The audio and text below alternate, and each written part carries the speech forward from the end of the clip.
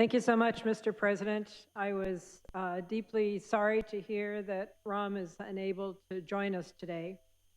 I will try to channel his eloquence and his wisdom.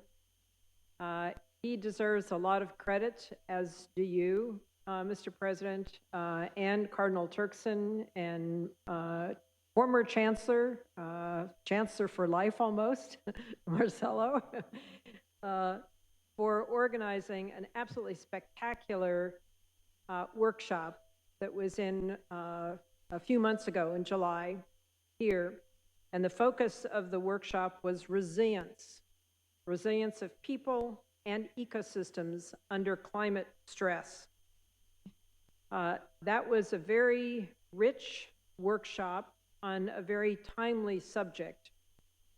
And the workshop had 25 speakers from 16 countries.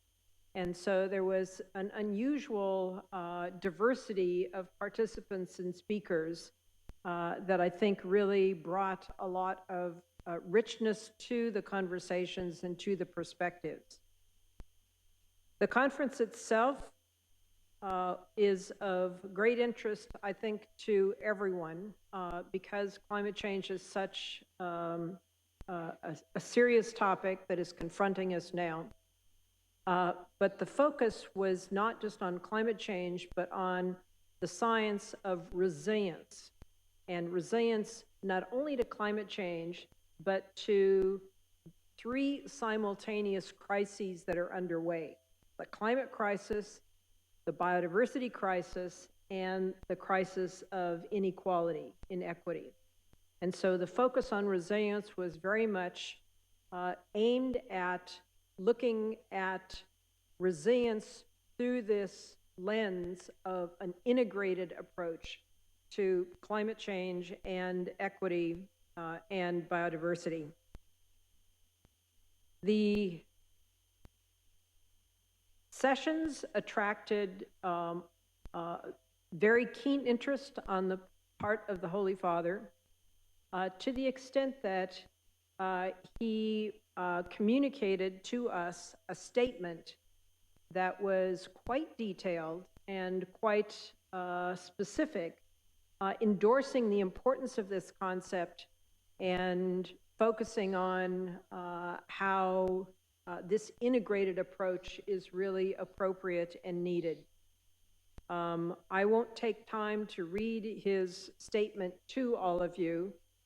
It's a 3-page statement, so as you can see just from the length, it was quite detailed. But I commend it to you. The organizers have also prepared a declaration from the conference and a series of recommendations that emerged from the conference. And I'd like to tell you a little bit about what that contains. The declaration focuses on sort of two main themes. One is that climate change poses a very grave danger.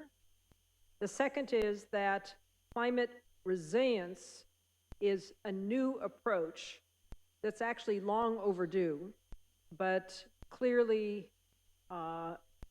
absolutely needed. And so the grave danger of climate change, I think, is something that is each of you is well aware of. The continued emissions of heat-trapping gases at record levels have absolutely transformed climate change into climate disruption. And we are seeing that every day, just in the last couple of weeks. All of the major disasters, the flooding in Pakistan, the incredible heat waves that are playing out many places around the world, but with just sort of inconceivable high temperatures lasting long periods of time. And it's clear that the poor and vulnerable, about 4 billion people in the world, are at the receiving end of much of this devastation. They have fewer options to deal with these climate disruptions, despite the fact that they are contributing disproportionately less to the problem itself. In addition to that, world food and water security are seriously threatened. And those in turn create or are the fodder for political instability.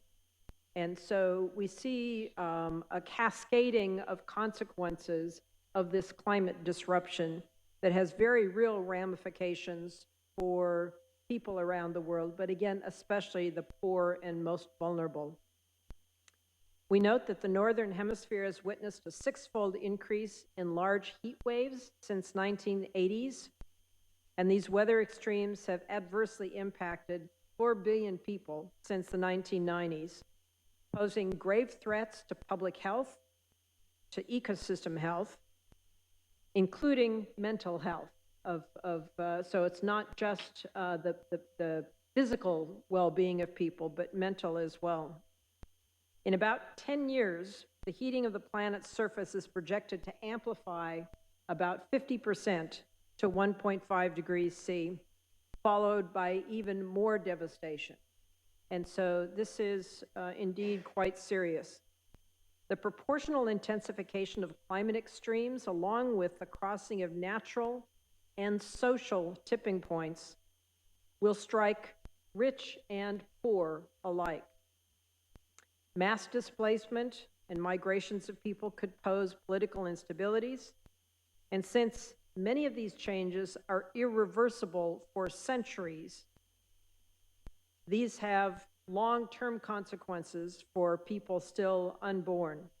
And so a full-blown climate crisis is in fact likely by the early 2030s. So the clock is ticking, it is urgent. Climate resilience represents a relatively new approach with a focus not only on reducing emissions, on what's called mitigation, but also on adaptation. And our recommendations are looking at both this mitigation and adaptation, but also what the group came to call transformations. Changes in society, changes in behavior that are required to enable the mitigation and adaptation to be successful. The Pontifical Academy of Sciences, prompted by these grave concerns about the climate crisis in the Anthropocene, convened this meeting to recommend how to forestall the crisis. And the attendees viewed human-nature interactions through this triplet of interacting crises of climate change, inequity, and biodiversity. And the consensus was that it's too late to rely only on mitigation. That focus that we've had for a long time, mitigation, mitigation, mitigation, it's critically important, but it's not enough. It has to be coupled with attention to adaptation. That's long overdue, and that was a central theme of climate actions and needs to become much more front and center. So a global effort to build climate resilience is absolutely needed. And the recommendations of the workshop are intended to put us on that path to achieve this climate resilience. We identified 3 pillars of climate resilience: mitigation, adaptation, and transformation. Mitigation is obviously avoiding the unmanageable. It's reducing climate risks, bending the climate curve, the warming curve down, and reducing emissions as rapidly as possible. In order to do that, deep cuts in emissions of CO2 and other heat-trapping pollutants is necessary. But in addition to that, we must be actively removing carbon dioxide from the atmosphere. So it's not enough to simply reduce emissions. We also have to do this extraction. The wealthy billion must drastically reduce their emissions and provide the financial and technical assistance to the vulnerable 4 billion people to enhance their adaptive capacity and build their resilience. So there's a moral obligation here. In addition to that, and to the technological solutions that have dominated our conversations, there was an equally important focus within this mitigation package on nature-based solutions. So it's not enough to just do technological solutions, but nature-based solutions working with nature to achieve carbon dioxide emissions reductions is critically important. And so that means tapping into the plants, forests, but not only forests, which has also been the primary focus of much of this discussion, but the so-called blue carbon ecosystems that are the salt marshes, the mangroves, the seagrass beds on the coastal margins. And they, in fact, can absorb up to 10 times as much carbon dioxide and sequester it as a comparable area of a forest. And so they have been out of sight, out of mind. They need to be front and center in the mitigation strategies. In addition to that, working farmlands are critically important. Agriculture currently produces much of the an inordinate amount of carbon dioxide and methane. And so paying more attention to climate smart practices for agriculture will be absolutely necessary. These solutions, using many of the nature-based options, can have not only mitigation benefit, but adaptation benefit, because those forests, those mangroves, those seagrass beds also play a critical function in adaptation. Mangroves, salt marshes, seagrass beds, for example, can help dampen the waves that are eroding shoreline. They can absorb storm surge and protect inland communities. And so part of the adaptation strategy is also working with nature. So there's this mitigation piece that was front and center in our recommendations. The adaptation piece is equally important, and that simply means reducing exposure and vulnerability to the unavoidable climate risk. And so whereas mitigation is avoiding the unmanageable, adaptation is managing the unavoidable, and they go hand in hand. We need both of those. We had a series of recommendations about adaptation and focusing on the inequality that currently exists, the disproportionate impact of climate change on the vulnerable, access to clean energy, water, healthcare, sustainable farming, resilient infrastructures are all part of adaptation, and that needs to happen at home and abroad. Governance is critically important here so that there are solutions at the local level as well as national and international. Food and water security are central components of this adaptation strategy. Clearly, climate change is stressing food production systems, food distribution systems, and so attention given to, again, in this more holistic fashion, how to have food, how to be growing food that is climate resilient and also has a less impact on climate itself is a huge challenge and has huge opportunities for science and scientists to be involved. The same is true for drinking water, sanitation, et cetera.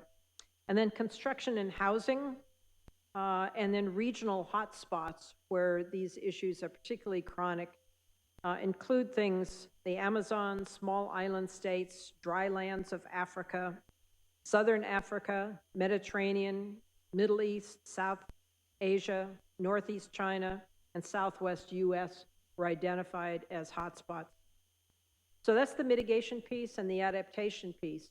The third pillar of our recommendations focused on transformation, changes in lifestyle, transformations of society and ecosystems to help mitigate, adapt, and bounce back. This is akin to what Pope Francis calls the ecological conversion. and it really is designed to do this integration of climate, biodiversity, and inequity. And so as we go through the transformations, there needs to be a focus on changes in policies that are providing the incentives for companies, for individuals to act, not just a focus on individual responsibility, but collective responsibility. And in conclusion, this is a major engagement of science with opportunities for scientists to help inform the kind of choices that are made, sometimes very difficult choices. And the conference pointed out that faith and science can form transdisciplinary alliances to help deliver the requisite mobilization of public support for climate action. The protection of creation is a stated goal of all faiths, and the Pontifical Academy of Sciences has been nurturing such alliances through a series of meetings on climate change and sustainability for over 2 decades. So this really builds on and extends much of the earlier work that has been done. We end on a note of hope, saying that, quote, "It's within our reach to become better stewards of the planet and make people and ecosystems bounce back from the multiple environmental stresses to a safer, healthier, and sustainable world." So it's a tenor of urgency for sure, but also hope, and that now is the moment to be moving forward with these things. So this particular workshop conference proceedings will all be published. There is a document that summarizes these high-level recommendations and includes the Pope's statement, but in addition to that, there will be the full complement of papers that were delivered, and those will all be published as a package. So I thank Ram for his vision in organizing the session, the workshop, and all the participants who participated, some of whom are here in the room with us today and joining us online. And so with that, I would ask our chair if he would like to add any comments before I introduce our speakers for this session. No.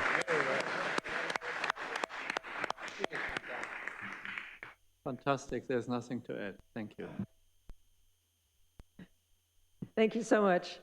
Okay, with that, it is my deep pleasure to introduce 2 colleagues who are with us today for this session on atmospheric science and climate science for human development, peace, and planetary health. Systems, climates of meetings on atmospheric science, Solomon, PAS Academician, and the Lee and Geraldine Martin Professor of Environmental Studies, Department of Earth, Atmospheric, and Planetary Sciences at MIT. Susan, the floor is yours.